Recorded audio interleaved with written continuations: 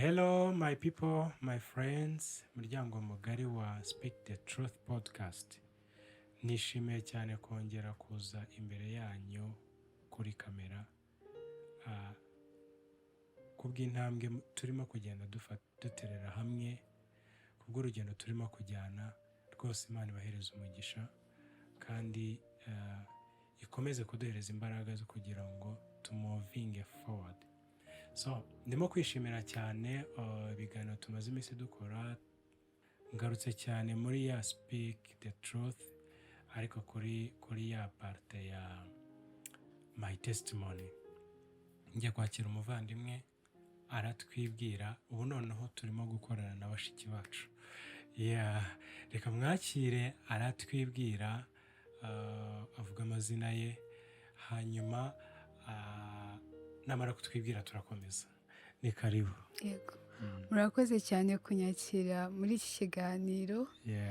Amazina yanjye ni Alice Irasoza na Daniela. Yego. Nishimiye kubana nawe muri uyu mwanya. Murakoze. Turagushimiye rwose ko witabiriye ubutumire bwacu, Imana iguhereze umugisha. Yego. Twajyanye n'ibindi biganiro ariko mu yindi parte abantu bazagenda bayibona. Imana ishimwe cyane ko yaduhaye kongera kubana nawe rero. So, Daniela rituruka kuki? Daniela ni kwa kundi nyine ukunda nk'izina ukiri muto, ukaryongera ku yo baguhaye, rigafata abanyeshuri ku mbuga nkoranyambaga, ku buryo hari abarikoresha kuruta ayandi. Yego. Ugakora ngako nako turakamenye rwose. Twishimye kukumenya Daniela. Alice Irasoza. Yego. Imana ishimwe ku bwawe. So tuje muri cya gice cyacu cya my testimony. Ahangaha tujya dutanga ubuhamya. Ntekereza ko ari n'ubwo wabonye bw'abavandimwe babizera, ariko twifuza ko twajya duhereza abizera platform cyangwa se uru rubuga rwo kugira ngo basobanurire ibyo guhamya ko bavuga buri munsi, ko bahamya gukizwa n'iki kuri wowe. Ikibazo ubajije. Murakubajije. Just challenging, ariko gukizwa n'iki according ku byo wizera. Yego. Urabajije gukizwa n'iki, numva yuko ari ugukurwa mu kaga nari ndimo, nkashyirwa ahantu h'umutekano. Ubwo rero mvuze gukizwa muri rusange, iyo bijeho umutima cyangwa hakazaho kwizera, iyo mvuga ngo gukizwa ni akaga ikiremwamuntu cyose kirimo kubera icyaha n'ingaruka zacyo, dukurwamo n'Imana umuremyi wacu, tugashyirwa ahantu h'amahoro h'iteka ryose hamwe n'Imana. Muri make. Imana ishimwe cyane. I think wabinotinze. Niba wanabigizeho ikibazo, please ntuzagire ubwoba bwo kutwandikira muri comment, tugusobanurire rwose ku byo wagira. Ariko agiye kutubwira, Alice agiye kutubwira urugendo rwe rwo gukizwa. Urugendo rwe rwo gukizwa, yakijijwe iki, se byagenze gute? Wahoze hari uburyo wakuze kera uri wiyita umukristo se, cyangwa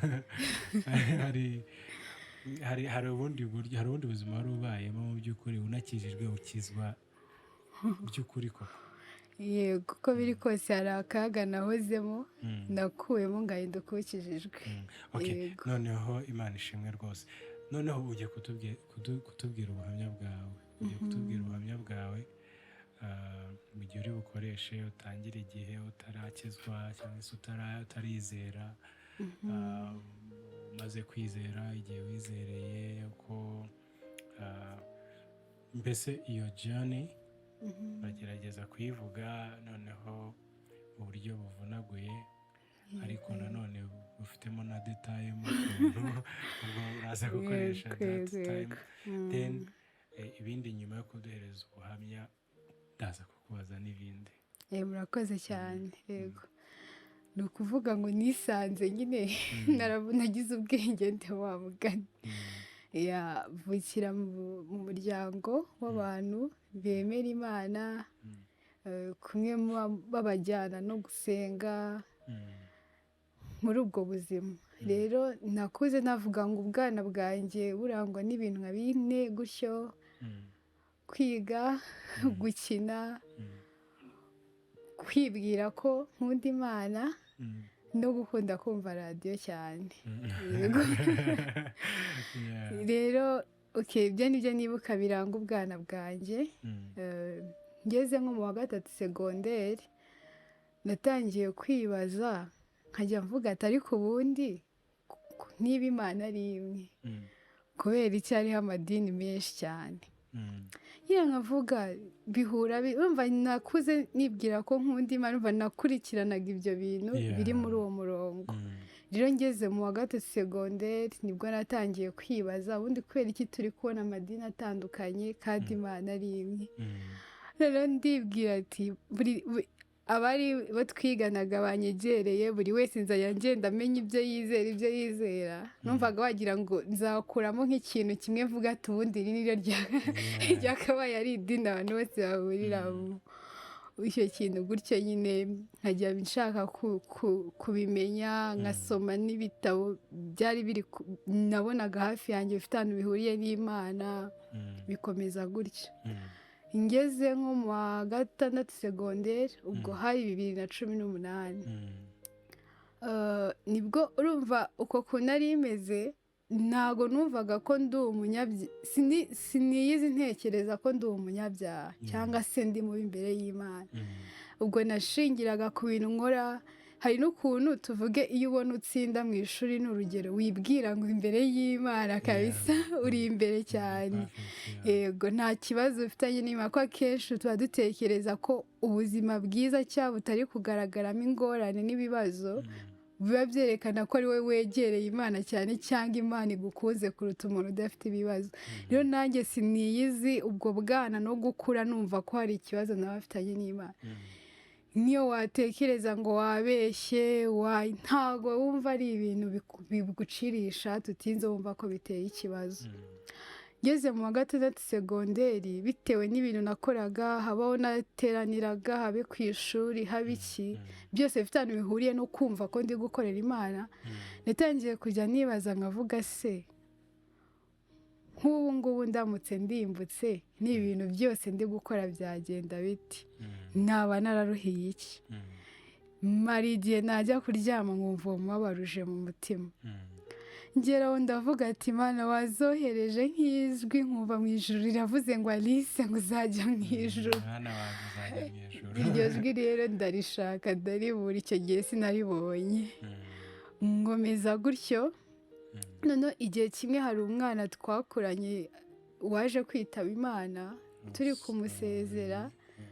Uwigisha icyo gihe urumva yari umwana muto. Noneho hari ukuntu urumva ko abantu benshi bibwira ko kujya mu ijoro bishingiye ku mirimo bakora.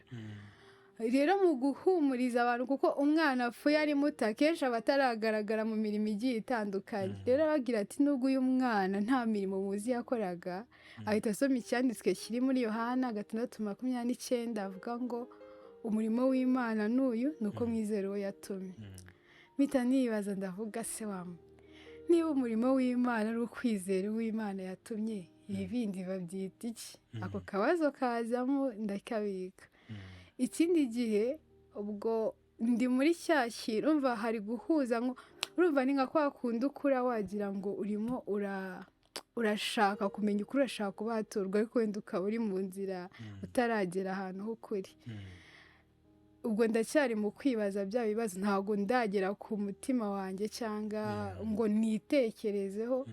Ni uko hari igihe wenda ngarutse inyuma gato, nubwo niyumvaga ko ntari mwiza, ntari mubi, nanone numvaga ntari mwiza cyane utunganye. Ku buryo rero narigiye navuga, ubwo numvaga ndi muri state yo kuvuga ngo ndashaka kutajya mu bibi, ariko numvaga nyine ndi heza, ntahandi usenga ngo undindire amaso ntareba ibintu. Umeze nkaho uri nko muri zeru nziza, nyine ushaka kumanuka ngo ujye hasi, ariko ntitekereza nk'umuntu ufite ikibazo. Noneho rero ikindi gihe umuntu umwe ari kwigisha avuga iriya nkuru ya Mariya na Marita, bavuga ukuntu ngo Marita yari ari gukubara agira ngo yakire Kristo, mu gihe Mariya yari yicaye ku birenge bya Kristo ari kumva amagambo ye. Noneho nanjye ndangije ndavuga ati si wasanga ameze nka Marita, ndi kwirukanka muri byinshi ariko icyangombwa ntagifite. Nabyo rero ibintu biba bibiri, ibibazo bitangiye kuza mu mutima wanjye nkomeza kubyibazo bisa n'ibinyerekeyeho. Muri uwo mwaka wa 2018 kwa gukunda kumva radiyo kwanjye, naguye kuri radiyo numva bari kwigisha ibintu, barimo kwerekana ibinyoma biri mu madini. By'umwihariko hari ayitwa Gikristo n'ayitwa Gikristo, ariko bari kwerekana ibinyoma birimo. Nanjye koko ntangira kubona ko ibyo bintu natangiye kubibona. Ndabakunda, ndavuga bano bantu babaga hehe.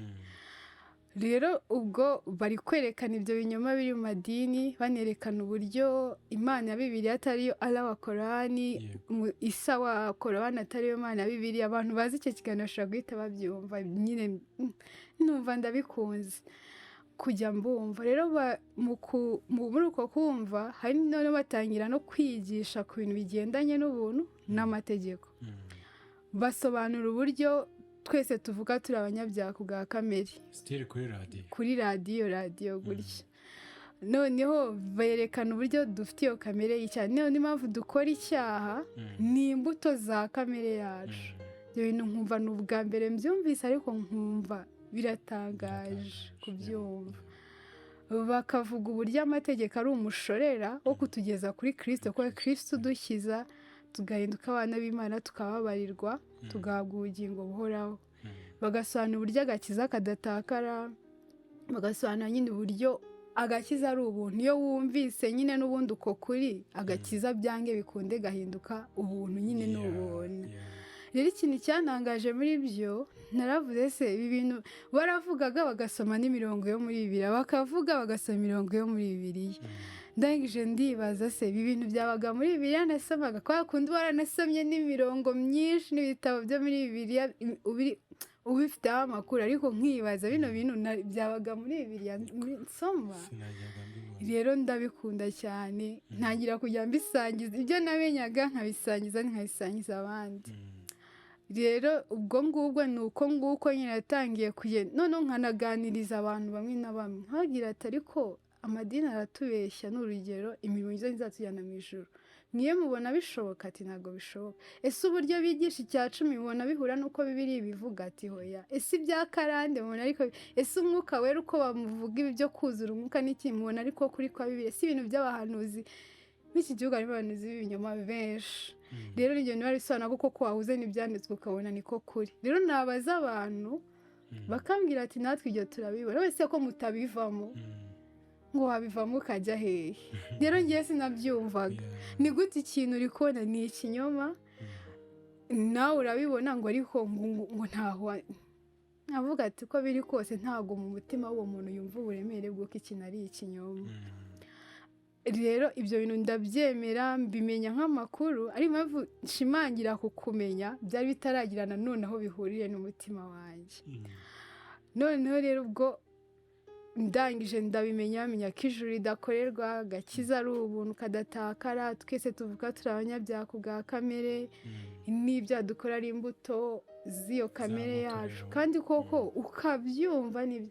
Agakoresha nk'urugero rw'iriya migani y'ikinyarwanda ngo igiti kigororwa kikiri gito. Ese niba umwana avuka ari marayika, niba umwana avuka ari mwiza, kuki akenerwa kugororwa?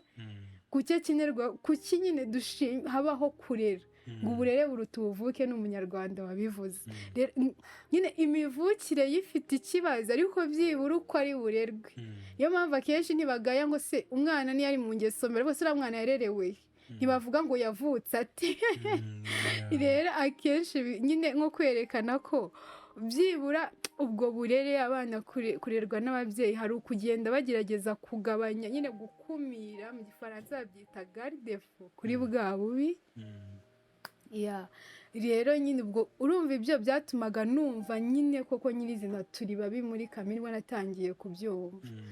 rero ikintu cyabaye abantu benshi bakunda kuvuga ati iyo umuntu yumvise ubutumwa bwiza bw'ubuntu bw'Imana bimuha urwaho rwo gukora ibyaha ibintu nk'ibyo, ariko ikintu kiba gihari uwo muntu ntabwo ubuntu buba bwageze mu mutima we, ntabwo ubutumwa bwiza bw'ukuri buba bwageze mu mutima we, aba yabyakira nyine. Hari abantu babyakira nk'amakuru akumva yuko agakiza ari ubuntu kadashingiye ku byo akora, sasa akavuga ati noneho ngiye kwiberaho uko nshaka, pfa kuba nikorera ibyo nshaka, pfa kuba agakiza kadatakara, icyo uko byagenda kose ndi umwana w'Imana sinaba uwa Satani ukundi. Ibyo ngibyo bibaho. Niyo mpamvu na Paul yanditse wese ubwo ubuntu bwasaze dukomeze dukora ibyaha, ni uko hari abantu mu mitwe yabo icyo kintu kiba kirimo. Rero ngewe naguye muri icyo kintu, noneho ntangira kumva icyo nakora cyose nta kibazo gihari, pfa kuba ijuru ari ubuntu, agakiza kadatakara.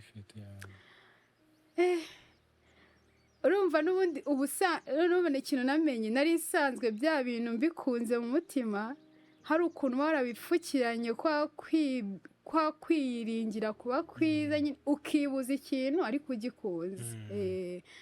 Noneho rero numva uwo mudendezo wamuganura, si ikibazo cy'ibyo numvise ahubwo ni ikibazo cy'umutima. Yego. Noneho rero ubwo nkarwana n'ikintu wenda gishobora guhita kikwanduriza izina muri sosiyete, nyine ako kantu ukaba hari ibintu wakora ugasanga ubuzima bwawe bwo kuri social media aho umuntu atagera si uhesha Imana icyubahiro, amagambo uvuga ibiki byose byo postinga, wenda inyuma bakakomeza kubona ni wa mwana mwiza ni iki, ariko mu mutima nyine ari habi. Rero mbaho ubwo buzima ubwo 2019 bya bintu ndabizi, nabifite amakuru ndayafite, ntanabisobanura, kandi koko umuntu akumva nibyo, ariko nta hantu birahurira n'umutima. Rero nihuse 2020 mva nagiye muri kaminuza, 2019 iri kurangira, 2020 turakomeza turiga, nibwo hajemo na COVID-19 cya cyorezo. Noneho rero haza guma mu rugo. Haje guma mu rugo rero kumwe nyine twasaga kwiga bigiye ku ruhande, ibintu byose bisa nkaho bituje, nibwo natangiye gutekereza nkavuga ese Kristo yamenera umuntu amaraso akabaho ubuzima mbayeho nk'ubu ngubu mbayeho? Nangira kumva ikibazo muri njyewe, nangira kugira agahinda bw'ubuzima bw'ibyaha mbayemo. Ni kwa kundi uba uri umwangirizi wa mugani mu mutima rwihishwa. Inshuro nyinshi hari igihe ubwira abantu ngo wakijijwe iki, ngo yango kuva kera kose wari ukijijwe, kubera baba barebera inyuma n'ibikorwa by'inyuma. Ariko icyo gihe umutima nyine ari mbizi, marana igihe agahinda, ariko ntazi igisubizo ngo ni ikihe nyine byagiye, ngo ndabura iki nyine. Rero igihe kimwe nza guhura n'umuvandimwe twari twarize ku kigo kimwe muri segonderi, duhurira kuri Facebook, nkajya ndeba ibintu apostinga, yajya agashyiraho amagambo ari mu cyongereza y'ubutumwa bwiza, kuko nari mbuzi mu mutwe nkabikunda, nkakunda kumwandikira ngo amen amen amen. Rero aza kunyandikira, noneho turatangira tujya tuvugana, turavuga se twagiye twigana ijambo ry'Imana. Ndavuga ngo nta kibazo, twajya twigana ijambo, ariko twakiga ukumva dusa nkaho ibintu byinshi ntituri kubihurizaho, kubera ko turabusanya kandi twese tuvuga ko twizeye. Noneho njye numvaga ko Bibiliya cyangwa se ibyanditswe byera buri muntu wese abisobanura bitewe n'ishurirwa afite, ariko amfasha kumenya ko niba Imana yatanze ibyanditswe byera ari imwe, n'igisobanuro gikwiye kuba ari kimwe. Kandi ntabwo umuntu asobanurira nyine ibyanditswe nk'uko yishakiye, uwabyanditse afite impamvu yabyanditse gutyo, icyo kintu ndakimenya. Rero byaramfashije, urumva ntangiye kumenya ko urumva nubwo kwa kuri nari ngufite, hari n'ukundi nisobanuraga ibintu mu buryo bwanjye, na ba bantu hari ukuri batagira cyane ibintu batagiragaho basobanura. Noneho rero uko kuntu twajyaga tumera tukabera nk'abari kujya impaka, tukazana topic nduriza, ariko ikintu cyantangazaga iyo najyaga nko kuri interineti, inshuro nyinshi nasangaga ibintu yambwiye nkabona nibyo kuri ibyo navuze, nkabona si bikambabaza, ariko nkihagarara nyine mu mutima. rero uko gukomeza kwigana nawe byatumye ngenda menya abigisha bo muri Amerika yakurikiraga nyine harimo uwitwa John MacArthur, Paul Washer, Justin Peters, Steve Lawson, John Piper. Urebye nabo ngabo natangiranye nabo mbakurikira. Hari nubwo nabwo najyaga nko urumva nabo kugira ngo mbakurikire nandikagamo nk'ikibazo tugezeho twibaza. Bagahita banyereka bakivuzeho kubw'ubuntu bw'Imana nkisanga ni babigisha b'ukuri. Ndangira kubakurikirana gutyo. None rero nza gukunda ukuntu Paul Washer yigisha. Yaracyariho n'uyu munsi. Rero arimo kwigisha ngo ukuntu wakisuzuma ukamenya yuko ukijijwe ari gukoresha urwandiko rwa mbere rwa Yohana. Yavuze ibintu umutima ukandya ngahinda umushyitsi, ariko nkumva ndashaka gukomeza kumwumva. Rero mu bintu by'ingenzi yavuze navuga ko Imana yakoresheje harimo ukuntu yasobanuye ikintu cyo kubyarwa ubwa kabiri, guhindurwa mushya. Nza gusanga nubwo mvuga ko nakijijwe ariko mu mutima mw'imbere sinigeze mpinduka ikiremwa gishya. Nyine sinzi ngo ubuzima bwanjye bwa mbere yo gukizwa ni ubuhe, ubuzima bwa nyuma ni ubuhe. Ikindi nyine ari gusobanura uburyo ng'Imana idukura mu mutima ukomeye nk'uwibuye ikadushyiramo umutima woroshye utuma tuyikunda, tukumvira amategeko yayo, tukagira n'umutima wo kuyumvira. Rero ibyo bintu mbimenyemera nk'uzutse. Ndavuga ese burya ni uku nguku bimeze. Bya bindi nari narumvise byo gukizwa n'ubu nabyo noneho mbisobanukirwa, biza mu mwanya wabyo mu mutima, n'ubuzima bwanjye numva nkamushya. Ndavuga bino bintu bibaho birandenga.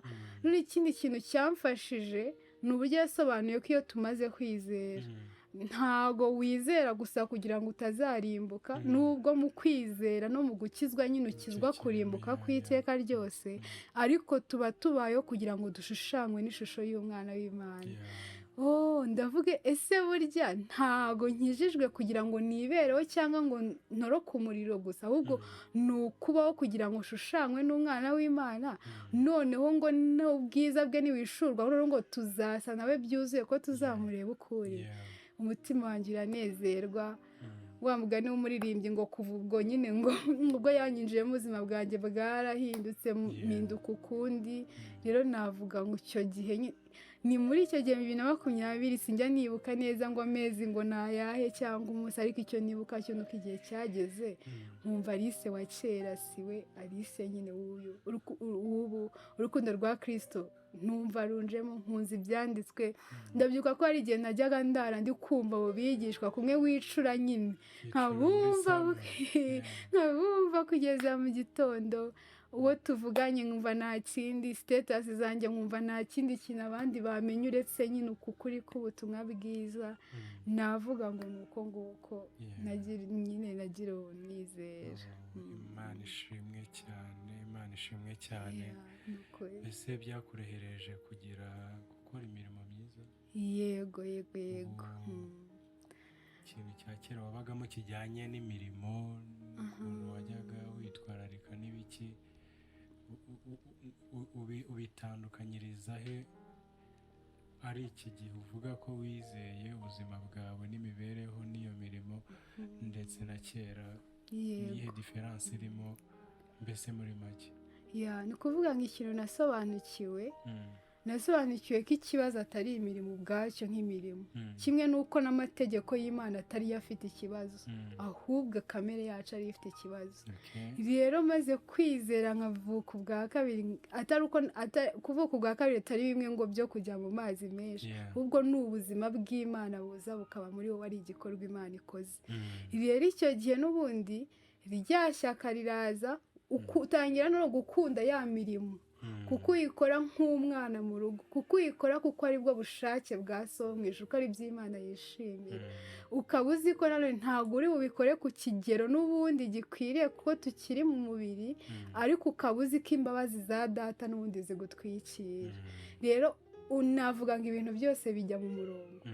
rya shyaka n'ubundi rega no kubwiriza ubutumwa bwiza ni umurimo. Kwa kundi nyine tuvuka dukora kumuvuka ugahita wumva abantu bose bamenye ko wakijijwe, umumotari uwo muhuye wese nta kindi niyo ni imirimo myiza nyine ihitiza uyu muntu yizeye.